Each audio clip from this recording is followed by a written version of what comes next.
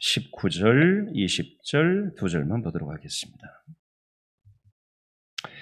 마태복음 18장 19절, 20절 다 찾으셨어요? 18장 19절, 20절 다 같이 시작. 진실로 다시 너희에게 이르노니 너희 중에 두 사람이 땅에서 합심하여 무엇이든지 구하면 하늘에 계신 내 아버지께서 그들을 위하여 이루게 하시리라. 두세 사람이 내 이름으로 모인 곳에는 나도 그들 중에 있느니라. 아멘. 다시 한번요. 시작.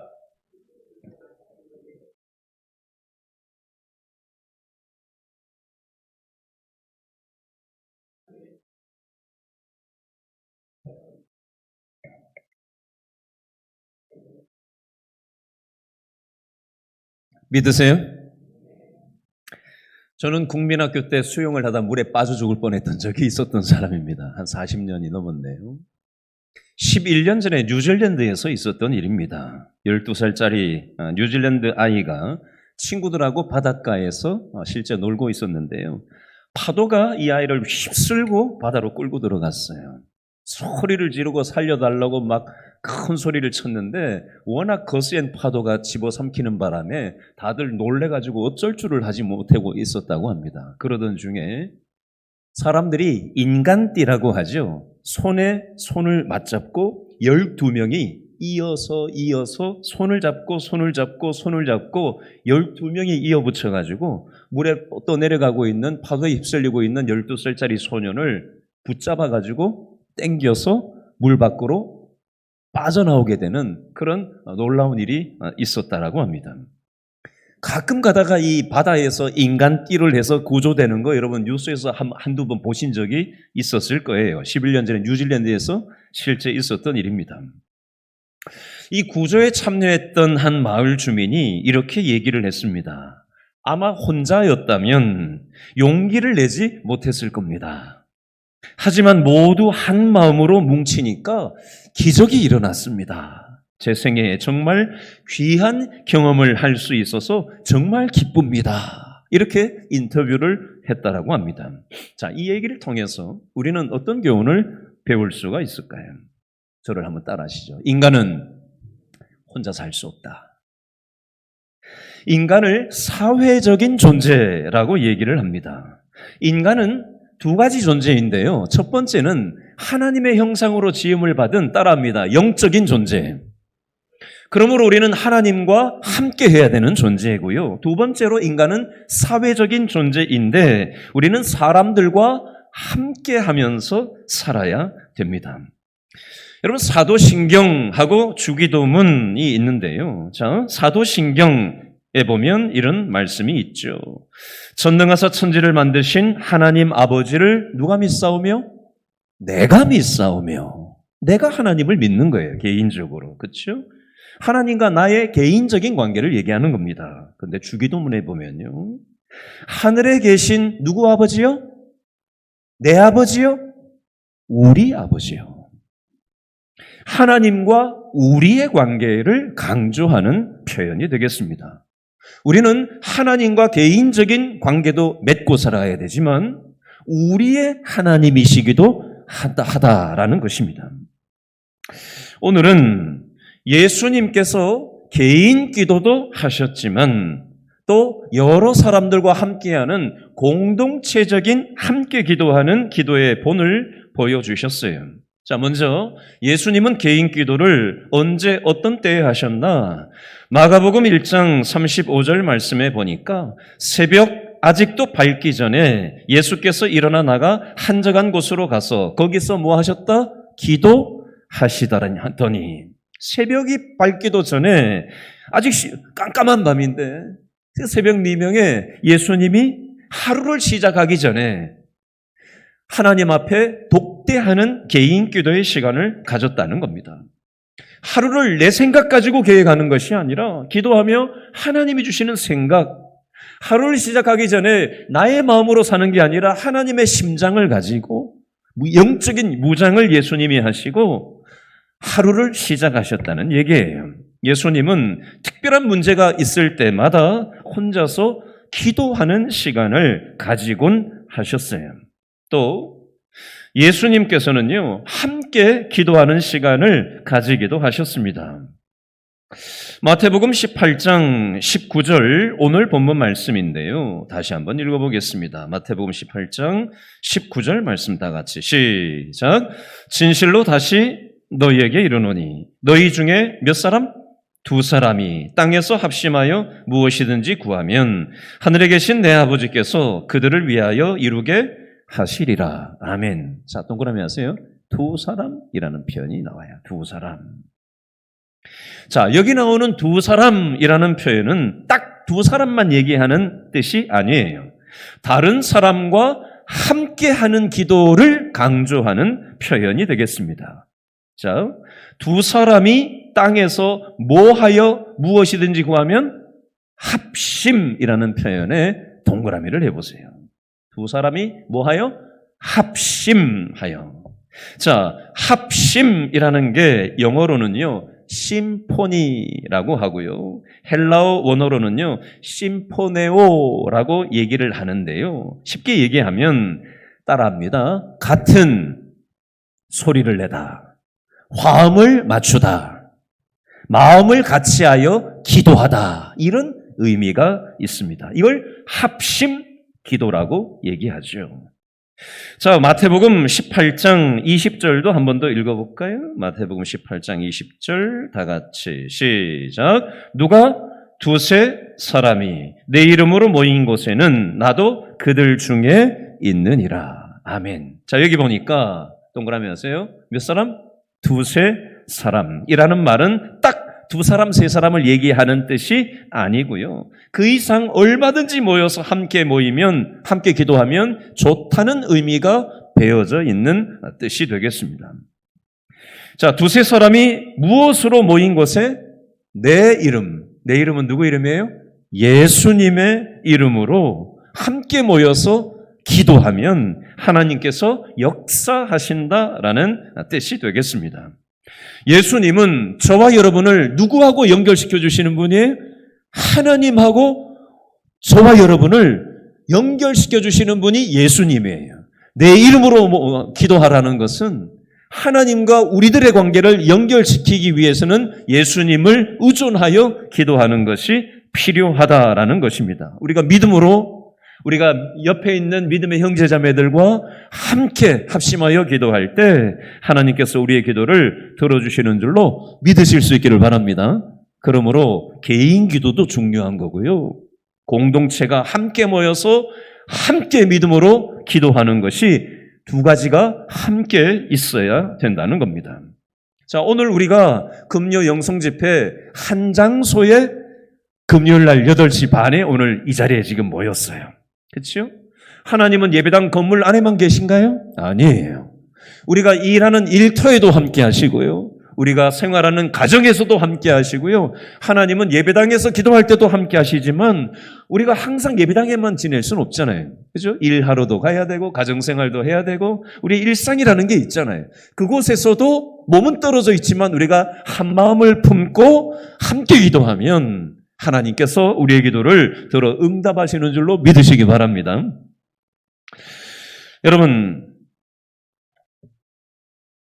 세 가지 측면에서 함께 기도하는 것에 대한 중요성을 좀 정리를 해보려고 합니다. 저를 한번 따라 하시죠. 이웃과 함께하는 기도. 첫 번째는요, 이웃과 함께하는 기도예요. 자, 우리의 이웃은 누가 될 수 있을까요? 우리의 가족도 이웃이 될 수 있고요. 이웃이라는 건 가까이 있는 사람이잖아요. 그렇죠?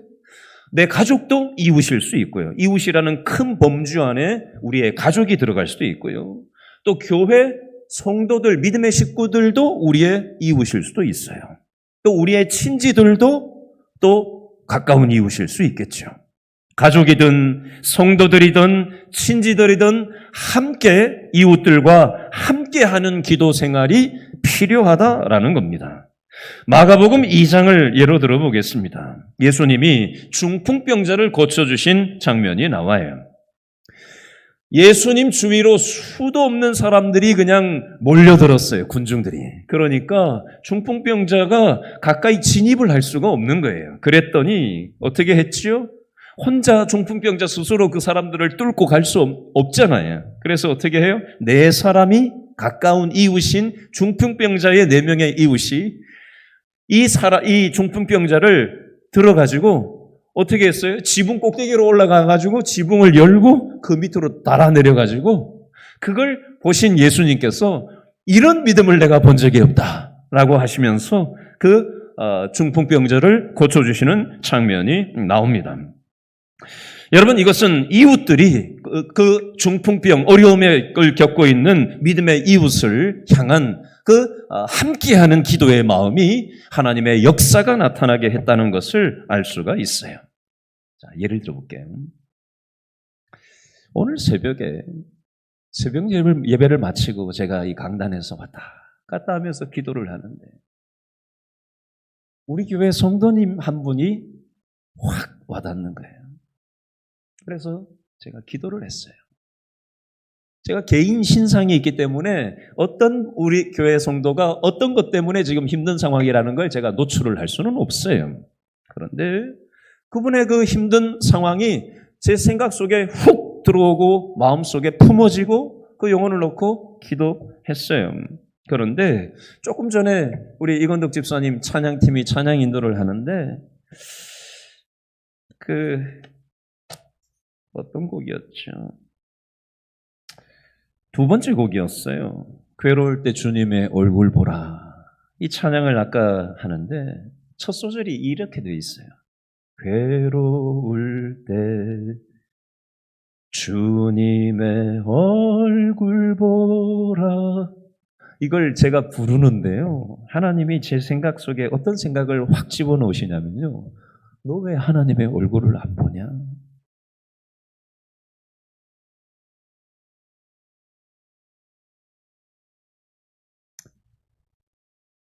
왜 세상을 보고, 왜 사람을 보고, 왜 상황을 쳐다보냐? 나를 봐야 될 거 아니냐? 어디에서 힘이 나오냐?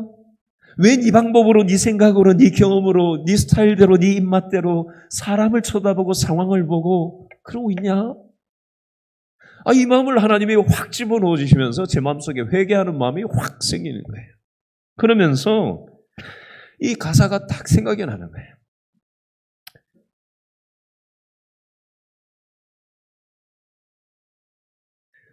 괴로울 때 주님의 얼굴을 봐야 되는데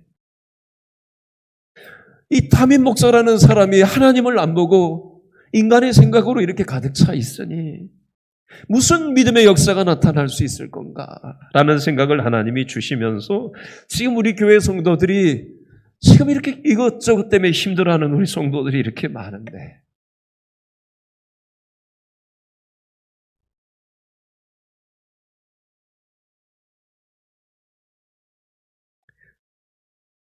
제가 기도하지 못하고 더 말씀 붙잡지 못했구나.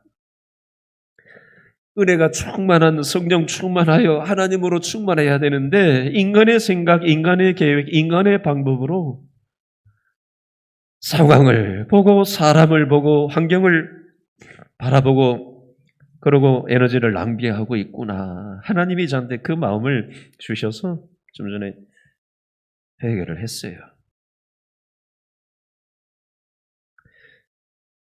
여러분, 우리가 가족들 중에 이런저런 질병에 걸리는 경우가 있고요. 또 이런저런 사업이나 직장이나 자녀 문제나 진로나 취업이나 결혼이나 출산이나 가지가지 인생의 크고 작은 문제로 인해서 괴로워하는 우리 이웃들이 많이 있어요. 그것이 가족일 수도 있고 교회 구역 식구들일 수도 있고 우리의 친지들일 수도 있고 직장 동료들일 수도 있어요. 여러분, 이 찬양의 제목 가사처럼 괴로울 때 우리가 하나님의 얼굴을 우리가 바라볼 수 있게 되기를 바랍니다. 거기에 문제 해결의 열쇠가 있어요. 우리가 내 개인적인 문제에 대해서 혼자서도 기도해야 되겠지만 우리 내 옆에 있는 이웃들과 함께 기도의 자리로 나아가실 수 있기를 바랍니다. 여러분 기도 제목이 있으면 교육자한테 기도 요청을 하세요. 아무한테도 얘기할 수 없는 배우자한테도 얘기할 수 없고 세상에 단 한 명이라도 자기 속을 열어서 얘기할 사람이 없이 혼자만 안고 살아가면요. 그거 어떻게 살겠어요? 교육자가 왜 있는 거예요? 교육자한테라도 얘기를 하세요. 지난주에 우리 교회 성도님 한 분이 제가 이거 아무한테도 얘기를 안 했는데 아무한테도 얘기할 수 없는 내 심정을 얘기할 수 없는데 목사님한테 고백하고 나니까 마음이 좀 시원합니다. 어떤 우리 성도 남자 성도님이 지난주 중에 저한테 이렇게 고백을 하시더라고요. 여러분 구역이 왜 있는 거예요? 여러분 믿음의 이웃인 이 구역 식구들과 함께 서로 기도 제목을 나누고 함께 아파해주고 함께 손을 붙잡아주고 함께 울어주고 함께 기도해주고 함께 믿음의 책임을 져주면서 함께 살아가라고 영적 공동체인 구역이 있는 것입니다. 나 혼자 기도하는 것보다 누군가 나를 위해서 함께 기도해주면 더 힘을 받게 되는 것입니다. 여러분 오늘 금요 영성 집회에 잘 오셨어요. 우리가 오늘 이 저녁에 가지가지 기도 제목을 들고 나왔잖아요. 이걸 위해서 나를 위해서도 기도하지만 우리 구역 식구 중에 또 우리 가족 중에 혹시 직장 동료 중에 또 내 가까이 지내는 사람 중에 기도하다 보면 하나님이 어떤 사람을 생각나게 해주실 거예요. 그러면 그 사람을 놓고 기도해 주세요. 아셨죠? 그 기도 이거 내가 기도한다고 뭐가 될까? 아니요. 하나님은 그 기도를 통해서 합력하여 선을 이루십니다. 아셨죠? 믿고 기도하셔야 돼요. 믿음으로 기도하셔야 돼요. 의심하면서 기도하면 아무런 일도 일어나지 않아요. 그런데 하나님이 이거 기도하라고 생각나게 하시는구나. 믿음으로 받고 믿음으로 기도하면 하나님께서 함께하는 이웃을 위한 그 기도를 들어 역사하시는 줄로 믿으시기 바랍니다. 두 번째는요. 저를 따라하시죠. 교회와 함께하는 기도. 성경 사도행전 12장 5절에 보니까 베드로가 감옥에 갇혀 있었어요. 그래서 교인들이 함께 한 집에 모여서 베드로가 감옥 속에 지금 어려움 속에 있는데 교회가 함께 모여서 뜨겁게 함께 기도했습니다. 간절히 하나님 앞에 사도행전 12장 5절에 베드로의 상황을 놓고 간절히 기도하니까 처형 전날 밤에 어떤 일이 생기게 되지요? 천사가 군인들 틈에 쇠사슬에 매어서 자고 있던 베드로를 깨워서 데리고 나오는 장면이 나와요. 그리고 베드로는 그 성도들이 자기를 위해서 함께 모여 기도하는 그 다락방 교회에 노크를 했더니 베드로를 위해서 기도하던 이 사람들이 깜짝 놀라는 하나님의 기적 앞에서 놀라 자빠지는 상황을 경험하게 되는 것입니다. 자, 예를 들어보겠습니다. 서울대학교 가면 서울대학 병원 교회가 있어요. 이 교회가 어떻게 생겨진 서울대학 병원은 국립병원이잖아요. 그런데 이 서울대학 병원이 어떻게 생겨졌는지를 제가 그 유래를 말씀을 드리려고 합니다. 그 세문안교회 최규환 원로 장로님이 계신데요. 이분은 서울대 의대 명예교수님이에요. 그런데 이분이 재직 당시에 기독봉사회를 조직해서 예배하고 봉사하는 활동을 했다라고 합니다. 교수, 전공의, 학생, 간호사, 약사, 사무직원 한 100여 명 정도가 모여서 강의실이나 강당을 빌려가지고 예배 모임을 하고는 했다라고 합니다. 근데 뭐 행사도 있고 뭐도 있고 하니까 이거 공간을 빌려가지고 100여 명이 모여서 예배를 드린다는 게 굉장히 쉽지 않은 일이었다고 해요. 그래서 어느 교수님이 병원교회 건축을 위해서 우리가 함께 기도합시다. 이렇게 기도 제목을 냈대요. 제안을 했대요. 그런데 기도하자고 하는데 다른 사람들이 반대는 할 수 없고 그러자고 기도를 하긴 하는데 그게 되겠나? 이 국립대학에 교회가 웬 말인가 하는 생각이 들더라는 거예요. 그리고 캠퍼스가 좁아가지고 다른 건물도 지금 못 짓고 있는 상황에서 병원에서 교회를 짓는다? 다른 건물도 지금 공간이 없어서 못 짓는데 교회를 짓는다? 그게 가능할까? 기도하면서도 이런 생각을 가지면서 함께 기도했다고 합니다. 그리고 또 기도는 하면서도 마음 한켠에는 교회 안 다니는 사람들이 국립대학교의 병원에 교회? 데모를 일으키고 민원을 넣지 않을까? 그렇게 불가능한 생각이 들었다라고 합니다. 그런데 기도가 시작된 지 한 10여 년 만에 놀라운 일이 생겼는데요. 압구정동에 있는 광림교회에서 개척교회를 세우려고 재정을 가지고 있었는데 그걸 여기에 내놓겠다라고 해왔고요. 또 병원이 함께 붙어있는 땅이 아주 싸게 마침 그때 나왔다고 합니다. 그래서 건축위원회가 구성이 되고 또 병원하고 서울시가 잘 협상이 되고 또 영락교회하고 세문안교회에서 또 헌금을 추가로 해주게 되면서 한국 최초로 국립대학 병원 교회를 헌당할 수 있게 되었다라는 그런 간증입니다. 이걸 통해서 우리는 뭘 알 수 있냐면요. 하나님께서는 교회를 위해서 믿음의 식구들이 합심해서 함께 기도하는 기도를 기뻐하신다라는 것을 알 수가 있습니다.